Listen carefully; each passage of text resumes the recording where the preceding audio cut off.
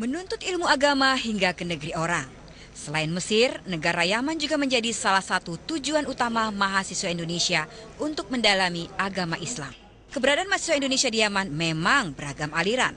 Dari sekitar 2.000 mahasiswa Indonesia yang belajar lebih di 20 perguruan dan pondok pesantren yang tersebar di beberapa kota di Yaman. Sekitar 1.600 orang belajar di perguruan tinggi beraliran Sunni Sufi atau aliran agama Islam yang lebih moderat dan banyak dijalankan masyarakat Indonesia atau kerap disebut Islam NU.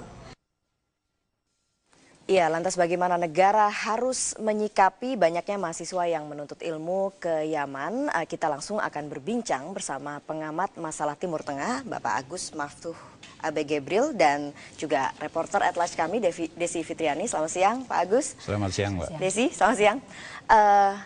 Terakhir dapat informasi dari Desi juga ya, 5 santri Indonesia tewas di pesantren dan mereka diajarkan memegang senjata. Anda melihatnya seperti apa?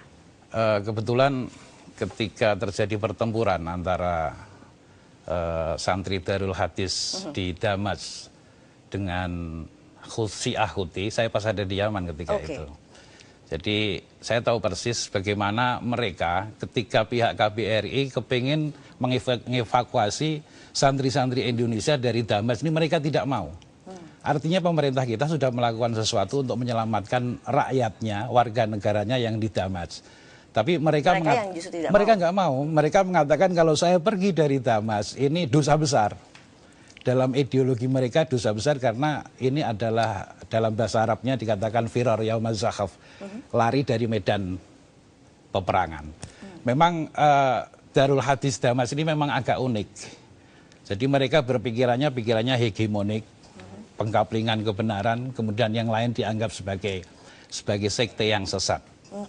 Jadi ini kalau nanti kembali ke Indonesia, mereka tidak akan bisa ketemu sama NU, tidak akan bisa ketemu sama Muhammadiyah.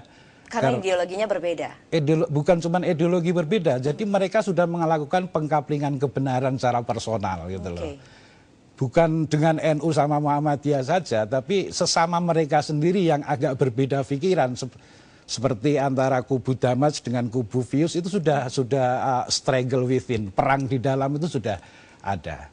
Desi, jadi menangkapnya seperti apa? Jadi memang kita kemarin liputan di Yaman itu mahasiswa Indonesia ada 2.000. Mereka tuh belajar ada 3 aliran, Sunni Sufi, Syiah, dan Sunni Salafiyah di berbagai perguruan tinggi.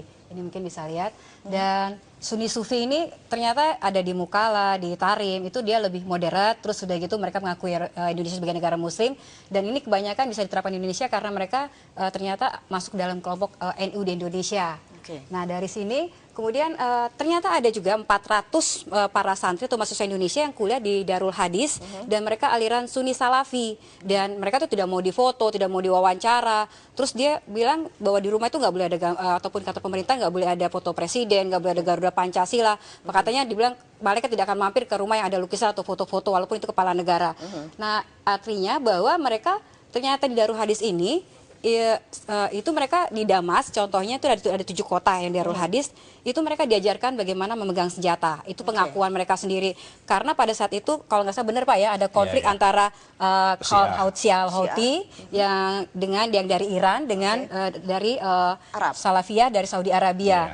Kemudian bentrok sejak tahun 2004 dan ternyata saya dapatkan informasi bahwa mahasiswa Indonesia atau santri Indonesia di sana itu diajarkan memegang senjata. Tapi AK-47 dan ternyata juga mereka di sana itu beli amunisi sendiri. Tiap hari Jumat mereka bisa bawa pulang senjatanya, tapi harus diserahkan ke itu milik pesantren. Nah itu pada saat konflik mereka bisa memegang senjata itu. Nah keberadaan pesantren kita memegang senjata itu kan jadi polemik sendiri. Ada dari Profesor Abdullah Barun Pak ya, mengatakan kalau santri Indonesia atau mahasiswa Indonesia senegara manapun juga kalau belajar agama Islam adalah Al-Quran dan hadis. Tidak boleh senjata walaupun pada posisi terjepit. Nah tapi ternyata ada beberapa lagi yang mengatakan bahwa itu sah saja karena mereka membela diri ya Pak ya, membela diri dan kelompok tersebut. Baik, kita akan bahas lebih lanjut lagi masalah polemik yang tadi Desi sebutkan lagi setelah pariwara berikut ini. Pemirsa tetap bersama kami akan kembali sesaat lagi.